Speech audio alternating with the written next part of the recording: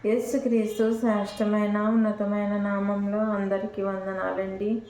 దేవాతి దేవుని మహాకృపను బట్టి ప్రతి ఒక్కరికి నా ప్రత్యేకమైన వందనాలు తెలియజేస్తూ ఉన్నాను. ఈ వాక్యాన్ని అనేక మందికి షేర్ చేయమని అడుగుచున్నానండి.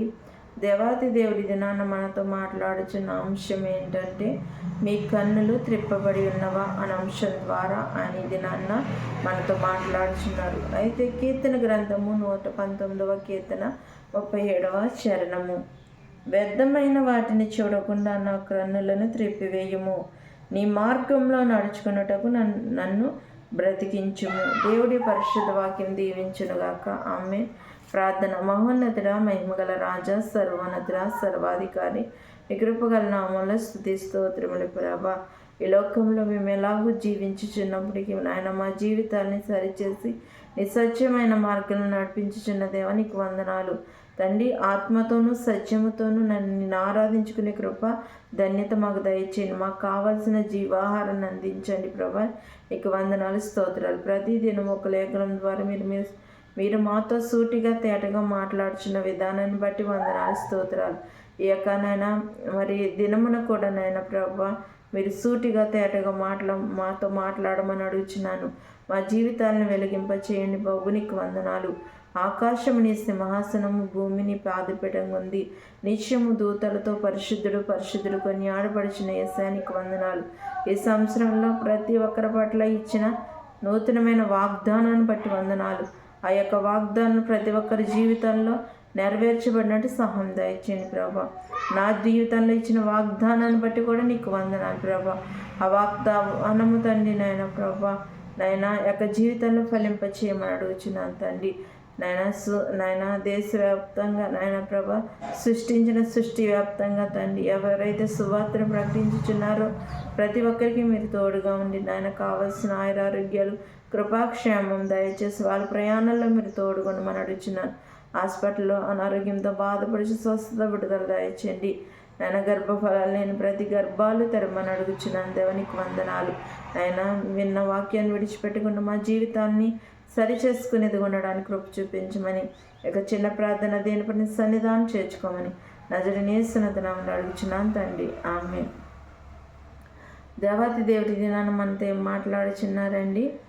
మీ కన్నులు త్రిప్పబడి ఉన్నవని అంశం కదండి. మన కన్నులు ఎక్కడి నుంచి ఎక్కడికి త్రిప్పబడాలంటండి? లోకంలో నుంచి మన కన్నులను త్రిప్పాలంట. ఎక్కడికి?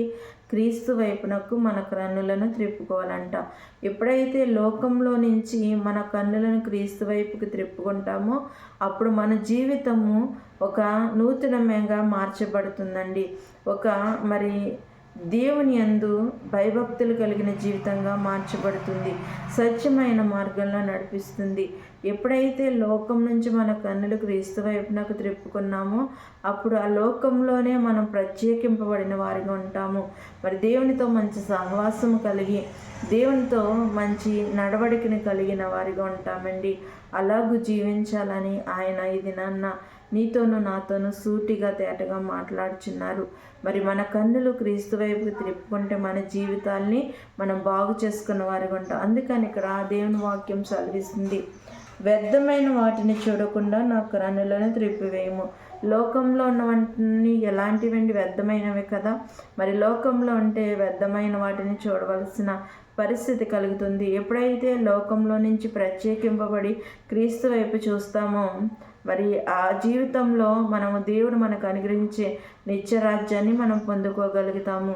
మరి ఈ లోకంలో చూస్తామనుకో, ఈ లోకంలో ఉన్నవన్నీ ఎలాంటివండి? నేత్రాస, జీవపుడంబము, శరీరాశలు తప్ప ఈ లోకమందు ఏమున్నాయండి? అటువంటి ఆశలు కోరికలతో మనం జీవించేవారిగా కాకుండా లోకంలో నుంచి ప్రత్యేకింపబడిన వారిగా మనం ఉండాలని దేవుని వాక్యము సెలవిస్తుంది. మరి శరీరాశ, నేత్రాశ, జీవపుడంబము ఇలాంటి లక్షణాలలో నుంచి మనం ఏం చేయాలి? వేరుపరచబడాలి. ఇలాంటివి ఎందులో ఉంటాయండి? లోకంలో ఉంటాయి. అంటే లోకం నుంచి మనం ప్రత్యేకింపబడిన వారిగా మనం ఉండేవారిగా ఉండాలి. ఈ దినాన్న మరి చాలా భయంకరమైన దినాల్లో మనం ఉంటున్నామండి. స్కూలుకు వెళ్తున్న మీ చిన్న బిడ్డలను బట్టి, మీ యవనస్తులను బట్టి మీరు జాగ్రత్తగా ఉండమని దేవుడి దినాన్ని హెచ్చరిస్తున్నాడు. ఎందుకంటే మరి స్కూల్కి వెళ్ళినప్పుడు మరి మీరు తల్లిదండ్రులుగా మరి ఆ స్కూల్కి వెళ్ళి మరి ఆ బిడ్డల్ని మరి ఆ స్కూల్ అయ్యేంత వరకు ఎక్కడికి పంపించకూడదని మరి తల్లిదండ్రులుగా మీరు చెప్పేవారిగా ఉండాలి. ఎందుకంటే మరి మీ చిన్న బిడ్డల విషయంలో చాలా జాగ్రత్తగా ఉండండి. యవనస్తుల విషయంలో కూడా చాలా జాగ్రత్త కలిగి ఉండండి.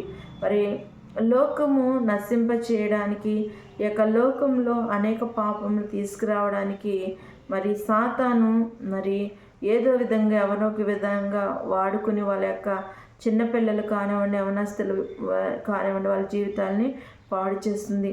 మరి స్కూల్కి వెళ్ళే వయసులోనే చిన్నపిల్లలకి డ్రగ్స్ని మరి అలవాటు చేస్తూ ఉంది లోకము. మరి అలాంటివి మీ బిడ్డలకి కలగకుండా, అలాంటి పరిస్థితిలోనికి మీ బిడ్డలు వెళ్ళిపోకుండా మరి వాళ్ళకి స్కూల్కి వెళ్ళినప్పుడు మరి జాగ్రత్త కలిగి ఉండాలని దేవుని వాక్యం హెచ్చరిస్తూ ఉందండి. చిన్న బిడ్డలు వాళ్ళు ఇంకా లోకమేంటో సరిగ్గా తెలీదు. కానీ మరి ఈ లోకంలో మరి అనేక మంది దుష్టులు మరి అపవాది సంబంధాలు ఏం చేస్తూ ఉన్నారు, ఆ చిన్న బిడ్డల దగ్గరికి వెళ్ళి మరి వాళ్ళకి డ్రగ్స్ని అలవాటు చేస్తూ ఉంటున్నారు.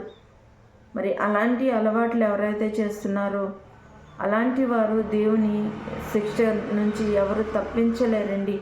మరి లోకం నుంచి తప్పించుకోవచ్చు కానీ దేవుని యొద్ద నుంచి తప్పించుకోలేరు. కాబట్టి మరి ఈ లోకంలో అలాంటి వారిని మరి ప్రభుత్వము తొలగించాలి, అలాంటి వారిని ఏరిపారేయాలని మరి దేవుడి దినాన్న తెలియజేస్తూ ఉన్నారు. కాబట్టి మనం ఏం చేయాలి? ఆ చిన్న బిడ్డల విషయంలో చాలా జాగ్రత్త కలిగి ఉండాలి. యవనస్తుల్ని అయితే మరి డ్రగ్స్కి, గంజాయికి, అలాంటి వాటి బానిసలే వాళ్ళ జీవితాలు పాడు చేసుకుంటున్నారు. అంతేకాకుండా చిన్న బిడ్డలకు కూడా అలవాటు చేసి వాళ్ళ జీవితాలను అనేక మంది నాశనం చేస్తున్నారండి. ఈ దినాల్లో వాళ్ళ జీవితాలు పాడైపోతున్నాయి. వాళ్ళు ఏం చేస్తారో తెలియదు, ఎలా ప్రవర్తిస్తారో తెలియదు కదండి. మరి దానికి ఎడిక్ట్ అయిపోయిన చిన్న బిడ్డలు ఏం చేస్తున్నారంటే మరి దానికోసము వెంపర్లాడుతూ మరి అది లేకపోతే వాళ్ళకి ఏదో విధంగా అయిపోతూ మరి వాళ్ళు భయంకరంగా తాగుడికి, డ్రగ్స్కి ఇలా బానిసలు అయిపోతూ ఉంటున్నారు. మరి వాళ్ళు డబ్బు సంపాదించుకోవడం కోసము మరి చిన్న బిడ్డలకు అలాంటివి అలవాటు చేసి వాళ్ళ జీవితాల్ని పాడు చేస్తున్నారు ఈ దినాన్న. అలాంటి వారిని మరి దేవుని యొక్క శిక్ష నుంచి తప్పించుకోవడం అనేది జరగదు. మనుషుల కంటికి నువ్వు కనిపించకపోవచ్చు కానీ దేవునికి అంత తేటగానే కనిపిస్తుంది కదండి. మనుషుల చేతిలో నుంచి నువ్వు తప్పించుకుని ఎక్కడికైనా వెళ్ళొచ్చు కానీ నువ్వెక్కడికి పారిపోయినా దేవుని చేతిలో నుంచి మరి తప్పించుకోలేవని గుర్తించుకున్నట్లయితే మరి ఆ యొక్క శిక్ష నుంచి నువ్వు తప్పించుకునే జీవితాన్ని మార్చుకుంటే దేవుడు మళ్ళీ నీ జీవితాన్ని నూతనపరుస్తాడు. కాబట్టి దేవుడి ధనాన్న మరి మీ బిడ్డల కోసం మాట్లాడుచున్నారండి. మరి లోకంలో మరి తిరుగులాడుతూ ఉన్నారు, భయంకరమైన వాటికి బానిసలైపోతున్నారు. కాబట్టి మీ బిడ్డలు కాలేజీకి వెళ్తున్నప్పుడు, స్కూల్కి వెళ్తున్నప్పుడు వాళ్ళ యొక్క బాధ్యత తల్లిదండ్రులుగా మీదే. కాబట్టి జాగ్రత్తగా మరి వెళ్ళి వాళ్ళు ఎలా ఉంటున్నారో మరి గమనించుకోవాల్సిన వారిగా ఉన్నారండి. ఎందుకంటే మన చుట్టూ ఉన్న పరిస్థితులు ఆ విధంగా ఉన్నాయి. కాబట్టి దినాన్న మనతో మాట్లాడుచున్నారు. మన కన్నులు దేవుని వైపు త్రిప్పినప్పుడు దేవుడు మనల్ని నడిచే ప్రతి పద్ధతిని మారుస్తాడండి. మన ఆలోచన విధానం, మన నడిచే విధానం అన్నీ దేవుడు మారుస్తాడు. లోకంలో నుంచి మన ప్రత్యేకింపబడిన వారిగా ఉంచుతాడు దేవుడు. అందుకని మనము దేవుని యందు మన యొక్క హృదయాన్ని ఆయన సమర్పించుకోవాలి.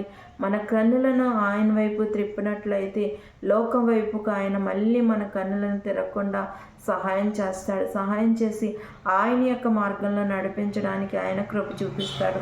అంత మాత్రమే కాకుండా నీ మార్గంలో నడుచుకున్నటకు నన్ను బ్రతికించుము. మరి నీ మార్గంలో నేను నడుస్తాకి నీ కృప చూపించయ్యా.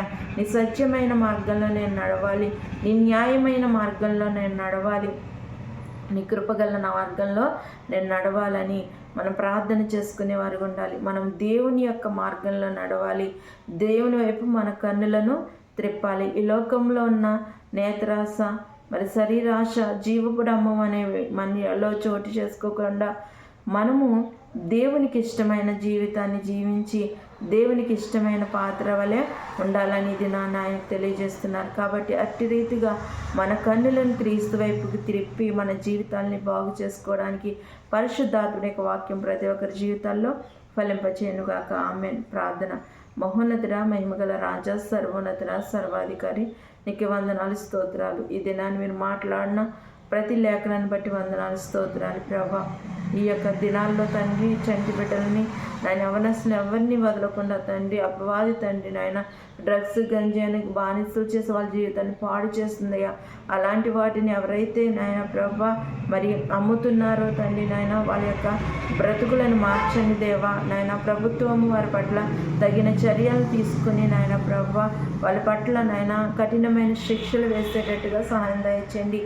అనేక మంది చిన్నారుల జీవితాలు నాశనం కాకుండా కృప చూపించమని అడుగుచున్న, యవనస్తుల జీవితాలు పాడవకుండా కృప చూపించమని అడుగుచున్నాం. దేవునికి వందనాలు. విన్న వాక్యం ప్రతి ఒక్కరి జీవితాల్లో ఫలింప చేయండి ప్రభు. నీకు వందనాలు. వాళ్ళ యొక్క జీవితాల్లో వారి మార్గాల్లో మీరే తోడుగుని కృప చూపించమని నజరేయుని యేసు నామములో అడుగుచున్నాను తండ్రి. ఆమేన్. అందరికీ వందనాలు.